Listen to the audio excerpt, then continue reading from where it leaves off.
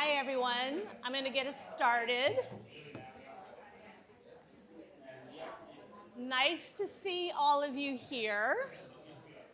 We're very excited for the conversation we're going to have this morning around technology, but I'm also going to name, as I said to several tables, super excited. This is the very first event we're holding in our new multi-purpose hall. So very excited. And very, very excited at the fact that mics are working, projector is working. So we're going to channel that positive energy and assume that continues to happen and know that this is a brand new space. And as moving into brand new spaces, there's always little things that come and go. Most important is probably where the closest facilities are. So out this door, you'll see there's a door on the left. In there are restrooms.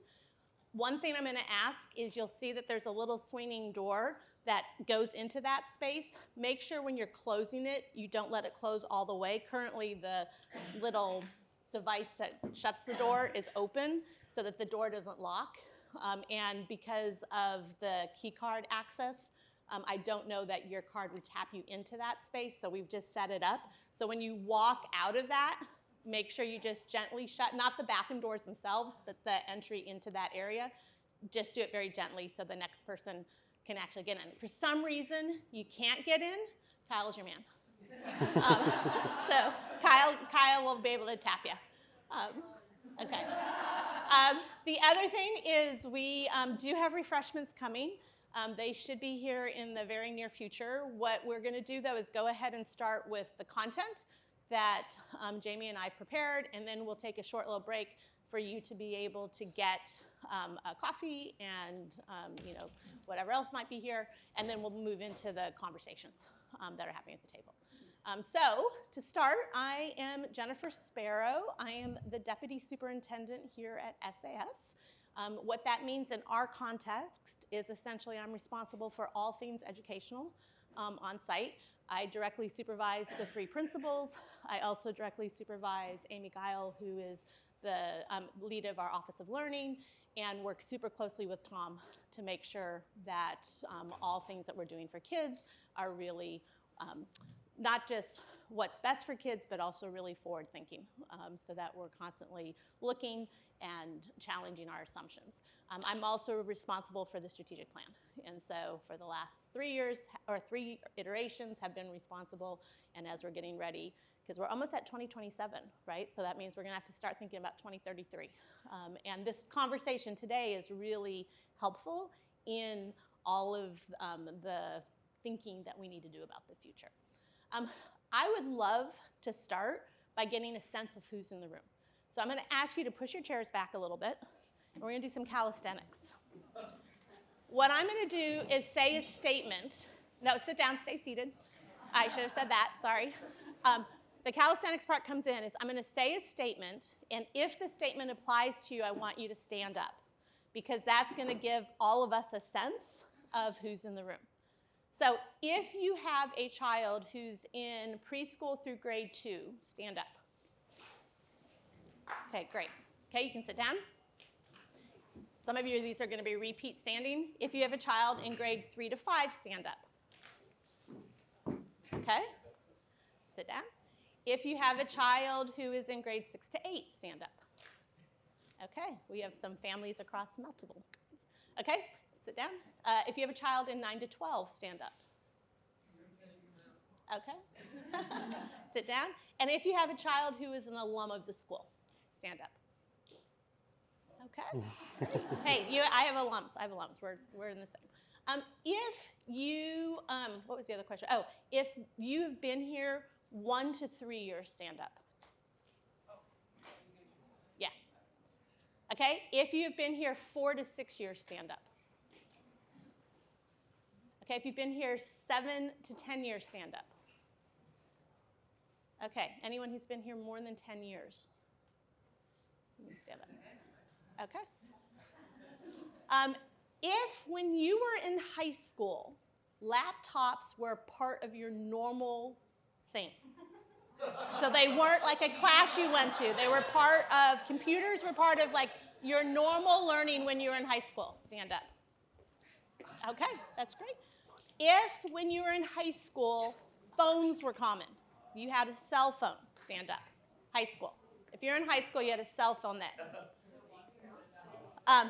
Okay, and the last one, if you were in high school, if you used Google. Okay, had a different name, but similar kind of thing. Okay, AOL, yeah. Okay, so things have evolved. Okay, so to give you some context about who I am here, I've been here 25 years, so I think I get the prize for longest length of time at SAS. I have 2 children who went through the system to age myself. My kids are now 32 and 27, but both of my kids are alum of the school. And when I was in high school, we had a computer lab we went to learn how to keyboard, and there was nothing else that the computer did for us. Like, it was just, I don't even know if it was truly a computer or if it was more like just a fancy typewriter. You could do like 3 lines of text, and then it would print it for you.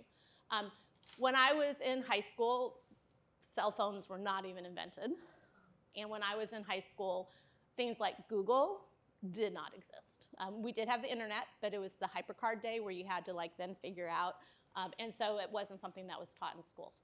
I'll come back to why that I'm sharing all that in a few minutes. But what I'd like to do is turn it over to Jamie, who's my co-presenter today, so he can introduce himself and tell you about him. Perfect. Good morning, everyone. It's great to see some familiar faces this morning as we've engaged in this conversation. So as Jen said, my name's Jamie Toner.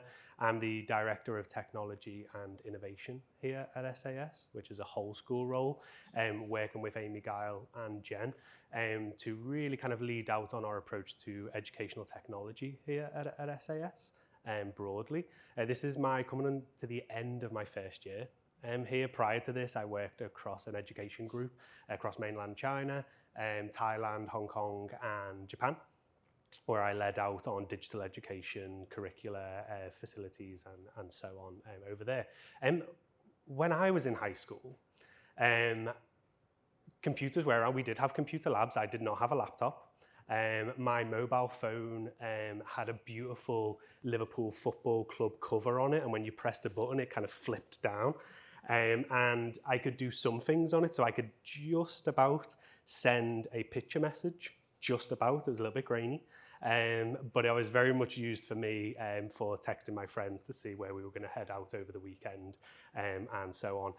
I did have a Google, Ask Jeeves, if we remember that. Yeah, Ask Jeeves, the waiter, and kind of gave all of these answers. It was fantastic. So that was our introduction into the early Google generation. Actually was around asking Jeeves where I can go to find this, or how do I make pancakes, which was an obsession in my high school, and things like that. And we didn't really use it a lot in our lessons, actually, and I certainly didn't use it at home other than a little bit of gaming once it had fired up and the system had cooled down somewhat, and then I usually got around about 72 minutes of use, and then we had to step away from it and let it cool down again. Yeah. So I would love to get us started with thinking about our relationship, your relationship with technology broadly. Of the 36 emojis that we have here, you may immediately identify with one. You might say, on a Monday, I feel like this, and on a Friday, I feel like this. Have a little think and a look. What emoji best describes your personal relationship with technology? So take a couple of seconds, and then it'd be really, really great to just share it out at your table for a moment about where you currently feel that your relationship is with technology. And while you're doing that, if you haven't already, if you could share your name and maybe just the age of your kids with your table group so that everyone knows who they're sitting by. Okay, let's bring the conversations to a close.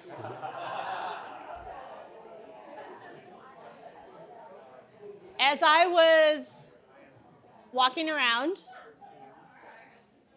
one of the themes that I heard from many tables was a love-hate relationship. That, yes, I use it.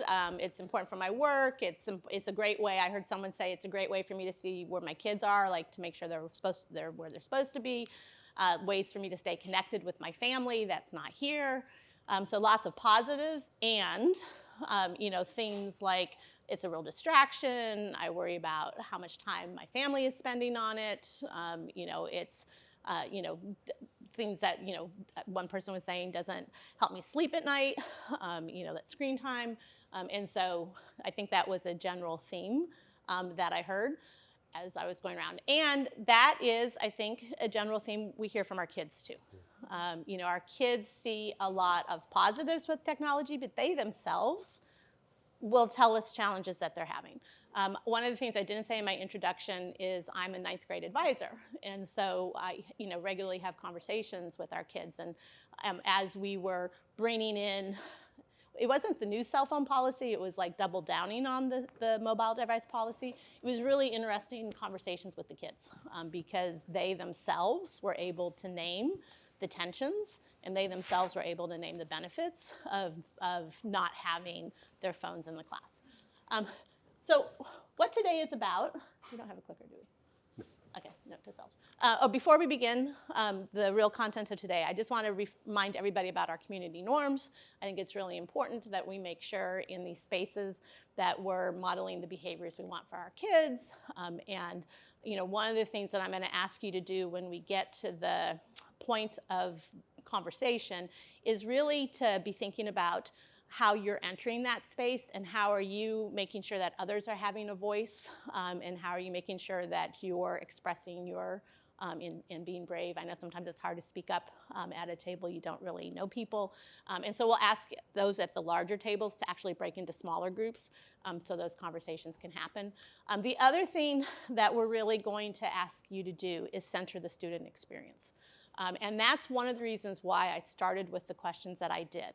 Because one of the tensions that we feel as educators, and I'm sure you feel as a parent, I know I did when my kids were at home, is that we grew up as what they call digital analogs.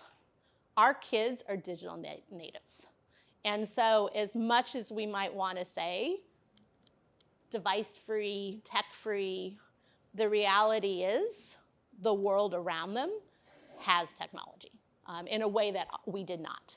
And so really trying to center that student experience and not just this is how it was for me or is for me is really important in these conversations that we have.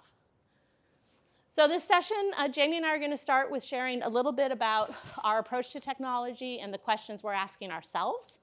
We're then going to have about half an hour a series of conversations for you to have, and we'll be listening in. And then at the end, we should have about 20 minutes where we can do individual questions. And so if Jamie and I will both stay till the very end of the time. If you have questions about like your own child or your own experience, that would be a great time to come. This is not going to be a deep dive into AI.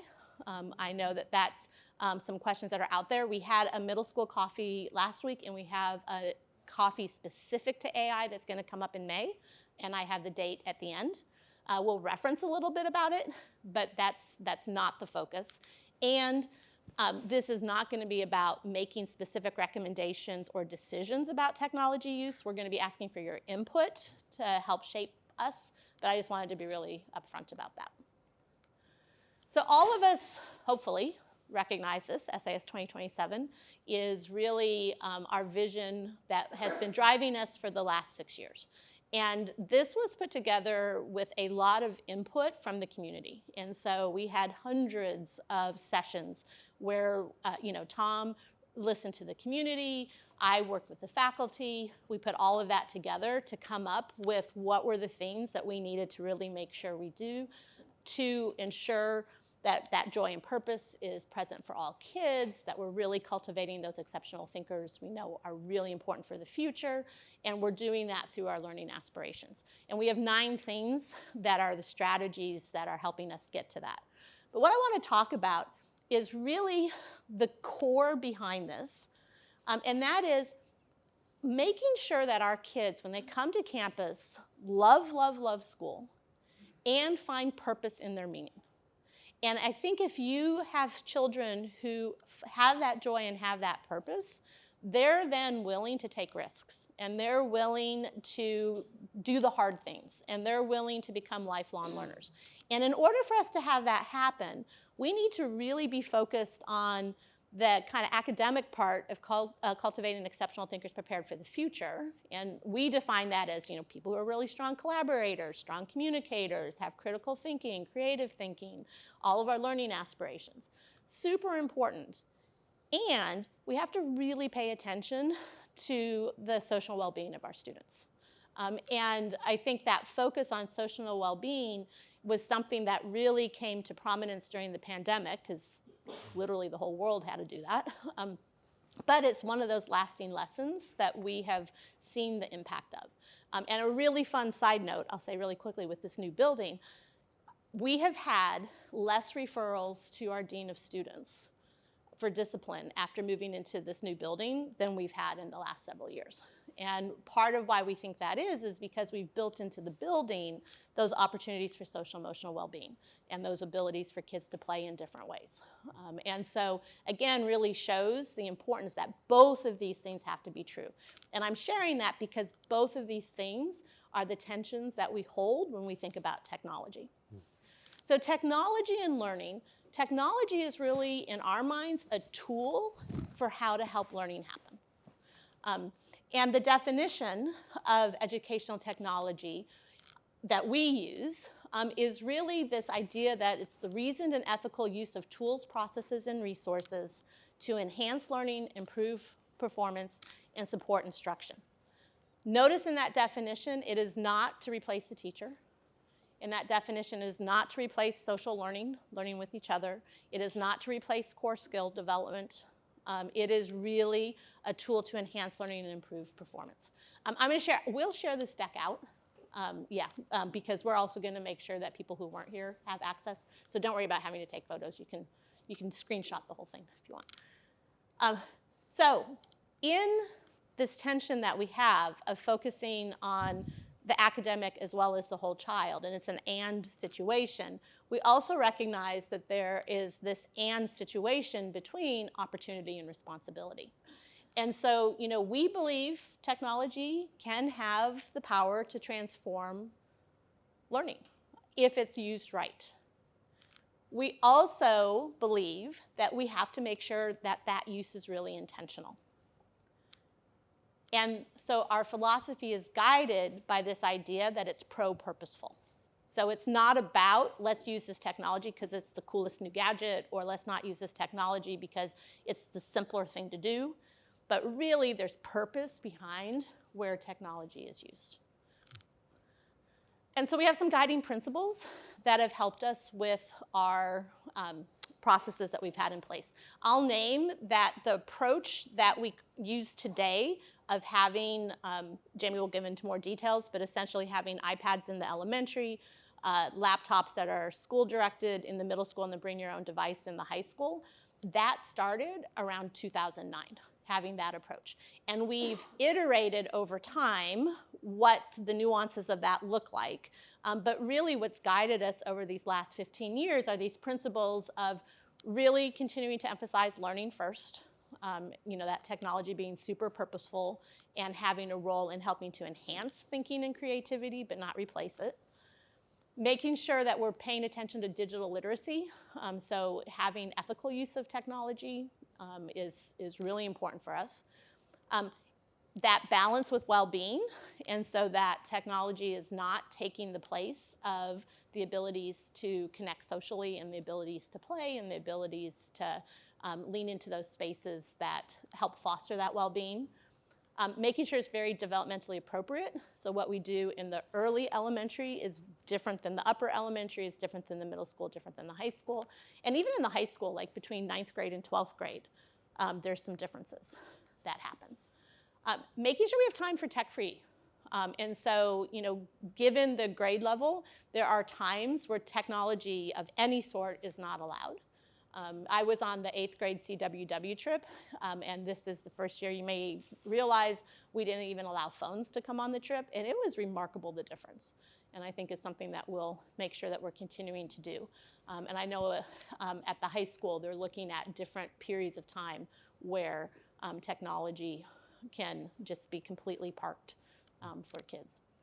And then in community partnership, to be honest, if we don't partner as a school and family, the mixed messages kids can get is going to just really be undermining to both sides, right? And so it's really important, and that's why I'm excited about the conversation. It's also why I was really excited. I know that some of you, I'm sure, in here were part of the letter that's been developed and sent, and there are about 300 parents who helped compose a really thoughtful, and a lot of the questions you as parents are asking are the same questions we're asking.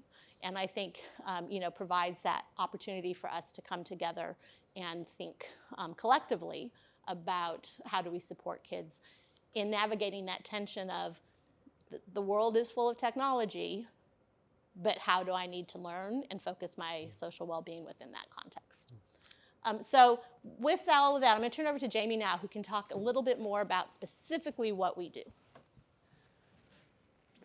So both during my time here in my first year at SAS, and I know prior to this as well, we've been doing and asking a lot of questions around technology and our use of technology, and to Jen's point, our intentional use of technology to support learning. And some of the things that we are currently doing is that we are really considerate as an organisation that we are not using technology for the sake of it. I like to lead sometimes when I introduce myself as Director of Tech. I'm also not an evangelist around the use of tech. It has to be super, super intentional, and I really appreciate our approach around the meaningful integration to support student learning and development. To the point, it is developmentally appropriate in terms of, we ensure that the devices, the software and the hardware is appropriate to the students at the age in which they are, whether that's lower elementary, upper elementary, middle school, and then into the different parts of high school too. But this is all underpinned by our commitment to digital citizenship as well. And to that point that Jen made around needing to develop the rounded student, the one that has the skills and the knowledge to succeed in the future, but also has a social and emotional development to really guide their own practice, is underpinned by our commitment to that. And we regularly review these tools too. And that's been a real big focus, and I'll talk a little bit later on how we've been doing that this year. To really ensure that, as part of our review process, when we're looking at curriculum, as part of our renewal process every single year for tools that we bring in, myself and my team regularly review these to ensure a range of factors actually. Are they still what they said they were when we first brought them in? Do they still meet our really high levels of scrutiny in relation to data safeguarding, in relation to the content that they're bringing and the purpose that we brought them in to the school to support? And then also our deep, deep commitment to ensuring that our educators have the skills that they need to deliver out on this mission around appropriate, responsible use of technology for our students. So what does this look like across our divisions? So currently in elementary, we have our one-to-one school-issued iPad devices, and these come with keyboards as and when time for typing is needed to be taught in our elementary school. There's a range of class sets of Chromebooks as well that our teachers can use, again, for an intentional purpose. As we move up into middle school, we then issue our one-to-one devices, which is our MacBook Airs, which are school-run devices. And again, we have a range of class sets of iPads that are available for our middle school students, again, for intentional use when the educator feels it is appropriate. And then as we get into high school, we then move to a bring your own device policy where it's really on the students and the families to identify what device that the student will be bringing to school. In terms of what this looks like as the learning focus across elementary up into high school, as you can see there, we really start with this foundational digital literacy really quite early on. And that starts in our younger years about even how to handle technology, kind of the motor piece of it, how do we approach the holding of it. And then as we move up into middle school and high school, as developmentally appropriate, as to match the curriculum, there are differences in needs around, as you get up into high school, for example, more advanced needs for research and research behaviours and skills and the tools that we need to bring in to support that. Throughout all of this digital citizenship, whether as part of our advisory or standalones, deeply, deeply connected to our SEL programme, as well, our social emotional learning programme, runs all the way up the school. And then on a whole school level, what are we doing in terms of the infrastructure? So we have a really well developed and managed networking matrix, which effectively allows us to ensure the sites we want our students to access on our network, they can, and sites that we absolutely don't want our students to access on our network, they can't. And this is reviewed regularly, almost daily actually, as new sites are coming about. We have a really proactive approach to managing and filtering this network side of things. In terms of our teacher toolkit, this is an overview in terms of what we provide broadly access to our teachers. In terms of their teacher toolkit, the learning spaces, as you can see some of it here, our core productivity toolkit, which is very much grounded in the Google suite, our learning management systems, and our other digital resources there. It's not by chance that we've committed to Google. Google comes with its own set of safeguards, actually, that again, we really appreciate as an organization, and why we subscribe to the Google Education piece. In terms of its approach to managing data safeguarding, its network controls, its account permissions, it really allows a granularity that not other systems necessarily do allow. So again, we're intentional in our approach around what are our core systems, and similar to as we start to look at some of the other digital resources and kind of our core Gen AI toolkits as well, this is all grounded in safety. Right, to ensure that the tools that we're bringing in are safe and appropriate, regardless of who the intended user is. So what's interesting about, I think, technology in school is that the rate of change is just exponential. And when we first brought in the system of having the one-to-one laptops, you didn't have issues like kids being able to mirror their phones.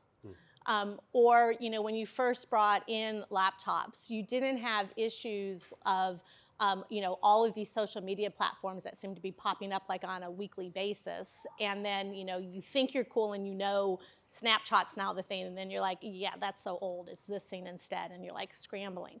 And so we as a school are really continually trying to ask ourselves questions that I know many of you are, really.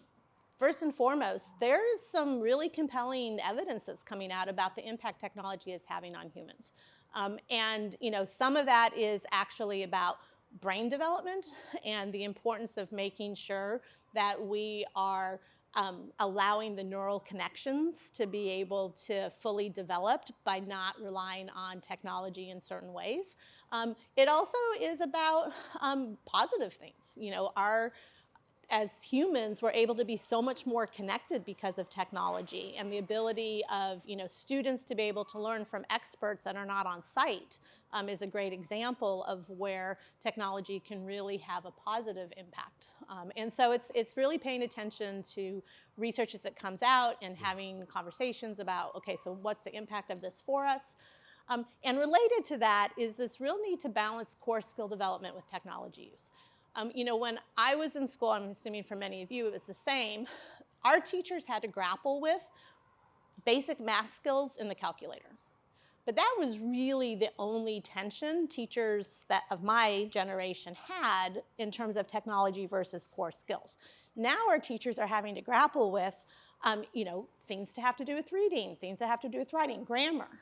How many of you as an adult stop and read your papers for editing purposes in a way where you're actually thinking through, well, this is a dangling participle, or this is like a comma that's not. I think all of us as adults use the features that are built into our tools to do the grammar checks. Yet, it's super important that kids are understanding grammar rules so they understand how language is put together. Another example, I was meeting with a group of 6th grade teachers who were talking about how, yes, it is a lot easier to summarize now using Gemini, which is AI version, yet that skill of summarizing actually helps develop the brain. And so how are we making sure that kids are demonstrating their ability to summarize effectively before we just allow them to use some kind of tool to summarize? And so those are those ongoing conversations I know teams of teachers are having, and we as a school are paying attention to. And then the last one that I'll mention is this equitable access and teacher readiness. As I'm sure many of you know, when you are scaling out innovations, you have your early adopters, you have those people who are the innovators, you have those people who, I'm not doing it until you tell me I have to do it. And education is no different. We have teachers who have a huge level of comfort and eagerness to be in the space of technology. We have teachers who this is not how they learned, how they grew up, how they, they don't have maybe the same level of comfort. And how are we making sure that as teams of teachers, we're having those conversations so that there's that equitable access for kids? And so if a team of teachers is saying it's really important for this reason for kids to use technology, everyone on the team knows how to do it. And if a team of teachers is saying, actually, this is where we don't want technology, everyone on the team is holding to that as well. Because what we don't want to have is a situation in 5th grade where you have the 13 teachers and 2 of the teachers are using technology all the time and 11 of the teachers are hardly ever using it. That equitable access for kids and kids' development is not something that is actually learning focused. And I think as well, it takes comfort in my role. It's like, this is not a distinctly SAS challenge, right? And one of the big things that we're really seeing in the education sector, and others actually, is around this idea of we're experiencing a post-pandemic bloat, is how I like to call it. And we were seeing this a little bit before the pandemic in this rise of tools and software, software more so than hardware, but very much the software. And then we were all forced into a period of online learning, right? We were forced into this digital space for a prolonged period of time, depending on where we were in the world. This has then had a compounding impact, right? Where educational organizations have maybe had a slightly swollen digital ecosystem prior to the pandemic, and then have compounded a little bit because we had to, right? Learning had to continue in some form or another during this prolonged period of time, but it has left us in a position now, and I talk about this in educational broadly, is where we actually need to stop and go, okay, what tools do we still need? What tools were in response to this need to continue facilitating learning experience for students, and what actually are we at a point now where we need to stop and let go? The other concern that I have, colleagues like me and schools broadly, is that there's been a significant surge in what tools are out there, software and hardware, driven by big business, right? Where there's a plethora of new tools coming out now with AI almost on a daily basis. And this has really thrown up some challenges now for educational organizations because with the best will in the world, I'm not too sure that big business has our educational priorities at the heart of their product development. And this is a significant conversation we're having in the ed tech field at the moment, is how are we really taking a little bit of ownership back on this and saying, not being driven by what is being put in front of us by big business, but also, how are we being responsive and a part of that conversation as well, too. And the other challenge that we have with technology in schools, which Jen's already mentioned, really is around the social media piece. And, we were having a conversation this morning. A big difference is that absolutely everything's on here now, right? So it's quite difficult to disconnect that social media piece from the really intentional positive use that we can have with a smartphone or a tablet or even a laptop now. To Jen's point before, when Apple released their latest update that allowed you to mirror from your phone to your laptop, one of those barriers again had been reduced because effectively everything on there was now on your laptop as well. And we know, and we're seeing, and we're being really, really thoughtful about, being responsive to the evidence, the overwhelming evidence that's coming out around the impact that social media has on everyone, young people especially, but everyone. And what does that mean for our practice and again our approach to EdTech? So what are we still exploring? To Jen's point, our approach, from around about 2009 has been in place. So we are in a position and a process of asking these questions now around, how are we setting boundaries as an organisation to ensure non-educational device use is managed in an appropriate way. Our approach to phones being one example of that already this year. Likewise, are we balancing and getting that balance quite right in terms of the use of screens and the access of screens in our learning experiences for our young people? Are students developing the right habits? And are they developing them in the right order, right? Are they developing those core skills that we mentioned earlier on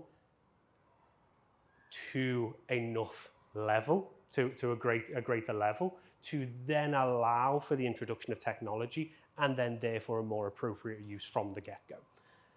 And then likewise, how are we ensuring that there is consistency across the schools, across the classroom, and across the divisions in particular? Can I say something really quick Push before you? So if you go back. So what this looks like in practice is, I'll give you an example, is like our 6th grade team right now is engaging in conversation with me and with Jamie and with Stan around, like right now, boot camp for 6th graders where they get their laptop is the very beginning, like the first few weeks of school. Do we delay that to after Christmas? Yes, I'm hearing some emphatic yeses. And where do we, where do they introduce certain aspects of AI? Because 6th grade is where that starts to happen. And so that's where, we are having, as an example, a team who are really grappling with some of those questions. And it's great because they're then taking ownership for helping to solve the problem, as opposed to it being Jamie, Tom, and I and others from the top down. Yeah. And so that's just an example of how some of this exploration is taking place. So at the full level, but also teams of teachers are asking these questions. And another example of that as well is that are the devices that we have the right devices? So in this same grade and in middle school as well, teacher-led, educator-led, there's a conversation around, are Macs the right devices for our students? Or should we actually be looking at something more along the lines of a Chromebook that has more ability to be managed with a little bit more granularity that feeds into our ecosystem around the Google Suite and all of the assurances that has as well? Likewise, another conversation that we've been having lately is around iPads in elementary too. And is that the right time to bring these in for our young people, right? These are the questions that we ask. I mean, even just in 3 seconds there is varying opinions on this. This is the same internally here, and one thing that we absolutely need to grapple with. So some of the actions that I wanted to share that we are doing right now is we are reviewing this approach grounded and introduced in 2009 around our philosophy and our appropriate tech use broadly, K-12. Some examples there around iPads, Chromebooks, and so on. Also including approaches to how we're managing these devices as well as an organization. Another big one is reviewing our approach to digital literacy, K-12. What does this look like for consistency for all students? Really, so with fidelity as well, that we, by the time a student gets to X point in their learning journey, or grade 9 or grade 12, and we know that they have a certain level of skill and understanding around digital literacy to create that consistency and support us in our approach. And another one which I mentioned earlier on is that we've gone a step further actually in really thinking about how we're reviewing and analysing not only the tools that are here, but the impact they are having. So me and my team have brought in this year a resource that's really going to allow us to make the link between usage and impact, which is externally benchmarked as well. So this isn't Jamie making an assessment on this is the best tool because I used it in a previous place in a very, very different context and it was fantastic. This is Jamie coming to Jen and saying, Jen, this is a really, really great tool. And we've piloted and our students have said this and our educators have said this and a research organization X, Y, and Z have also said this. So we're looking at other ways and mechanisms to ground this in a bigger conversation to ensure that we're making the right decisions for our students. And so this is the end of us talking at you. We're going to move into a conversation now because we really do want this to be a partnership. And you know, knowing the use of technology is not just a school issue, it's a societal issue, it's a family issue. It's like we all need to come together. And so working with you to be able to make sure that, you know, our students, your children, are developing the skills that they need to be those confident, critical, responsible digital citizens, which I think is every year becoming more and more important.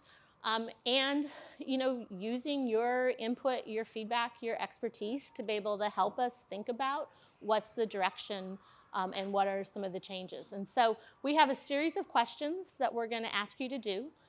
For each question, we're going to ask that you grab a note card and that you put your thoughts down. And if you'll number the questions, 1, 2, 3, 4, like, so number 1, your answer, number 2, your answer.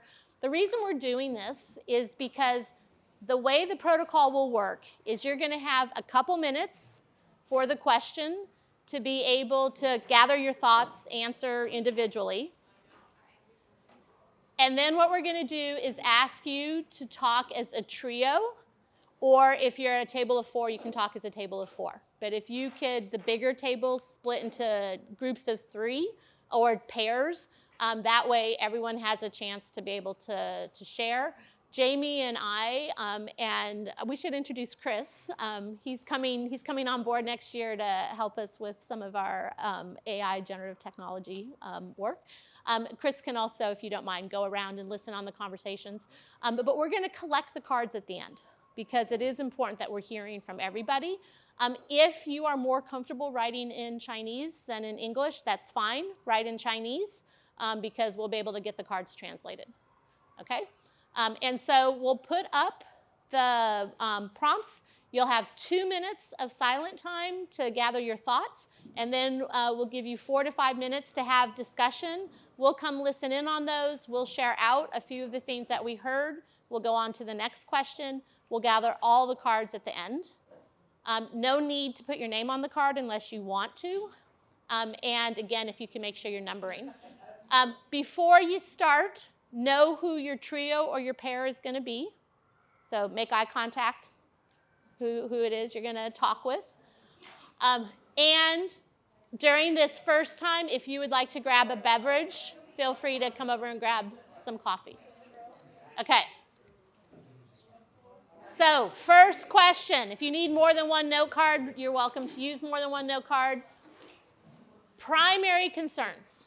What are your primary concerns? 2 minutes, individual think time. Yes? Sorry, for this part we're doing individual? So for 2 minutes, individual, and then we'll give you a few minutes to have a conversation with your small group. Yep. And please make sure you put number 1 next to your answer so we know that's what this is responding to. 2 minutes.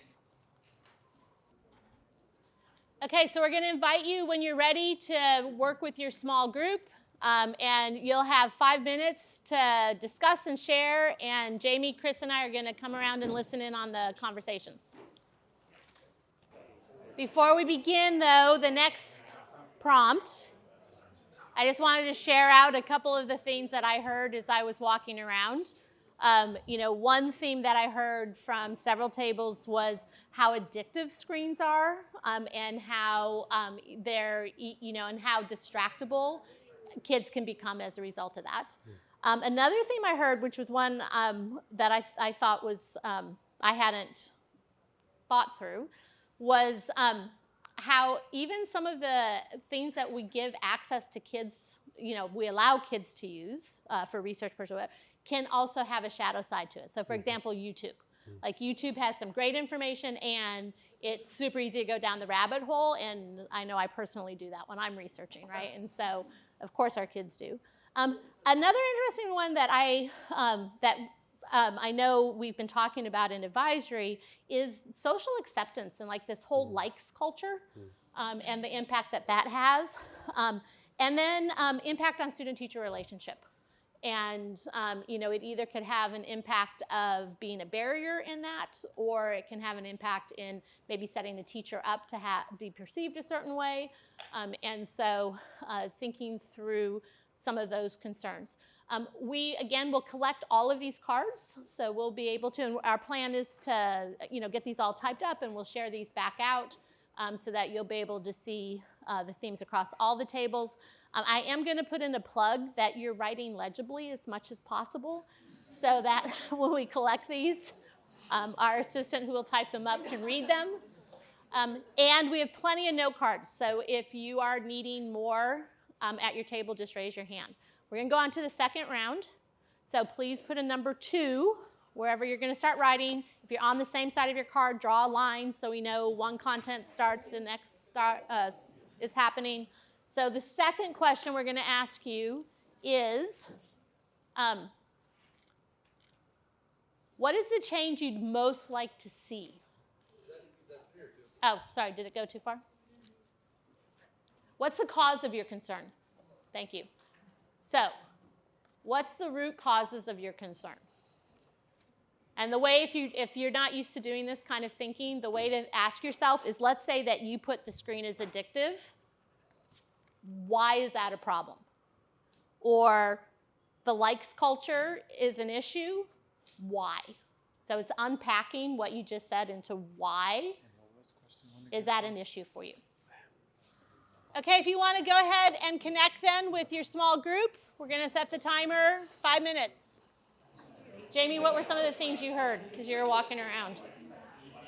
So a couple of the things that I was hearing were really around concerns being around when we're bringing in these technologies, what's the trade-off and what are we losing? So a couple of things around, how is this impacting on social skills development, and actually where is the time for the development of that social aspect, that social development aspect, and the compounding effect that social media can also have on the development of those social skills, where we're actually at a human-to-human level, as opposed to a human computer, possibly a robot, not entirely sure, might be a human on the other end, was some of the things that I were hearing. Causes of concerns too were around maybe not being too sure about some of the parameters that we actually currently have in place at SAS around things like social media. So in elementary and middle school, all social media is blocked on our network. And in high school, the vast majority are blocked as well on our network as well. However, we also know that our students still access this via their own networks, 5G, VPNs. So, how are we also approaching some of this in our high school, asking our students to put their phones onto flight airplane mode so they can't mirror it. We're trialing, you may be aware, the Yonder pouches in middle school at the moment, which has gone down really, really well in creating a bit of a separation between the device and the student as well. Yeah. Yeah, one of the themes that I heard overall was like, really, how do we balance between how to use it and when to use it? And there was an interesting analogy, like most of us learn to drive a car, but we don't take a car everywhere. And so like, how do we be in that space? And then the other thing that came out was really the importance of that partnership, because if every family has their way of approaching it, I think there's a lot of assumptions that can be made of, well, this is what kids know, but not every family does it the same way. And so how to make sure that we're continuing these conversations and being really explicit as a school with parents of, like, this is what we're doing, but this is what we need you to be doing, so that we can all be in this support together. The next question is, what is the change you'd most like to see? What are you hoping for?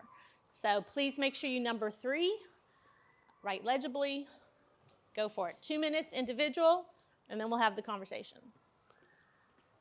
Okay, whenever you're ready, if you want to start talking with your small group. Okay, I'm conscious of time, so I want to make sure and bring us back together. Really appreciate the conversations I got to listen in on.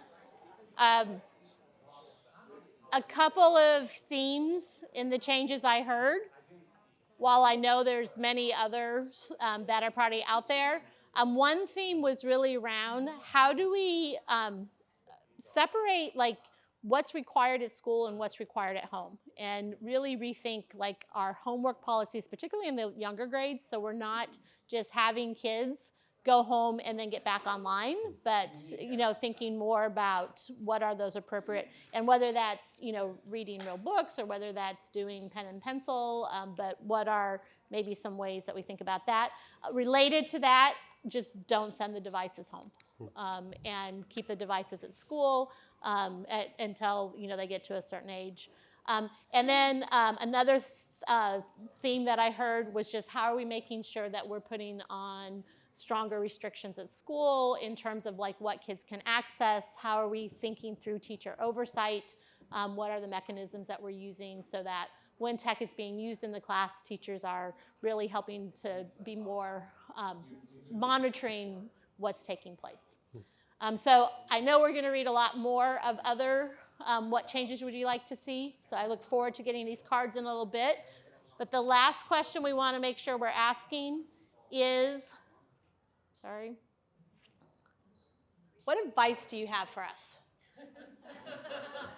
So if I'll take my salary. So if you could, we'll let you do this as a group, but if you have any individual advice, write that on a card, label it 4, and if someone at your group can make sure you're jotting down what the group is saying. But we're going to set the timer for 5 minutes, and think about what advice you have for us as we continue to think through this and have these conversations. Okay, so I'm going to wrap us back, or bring us back together one last time. Really appreciate the conversations today.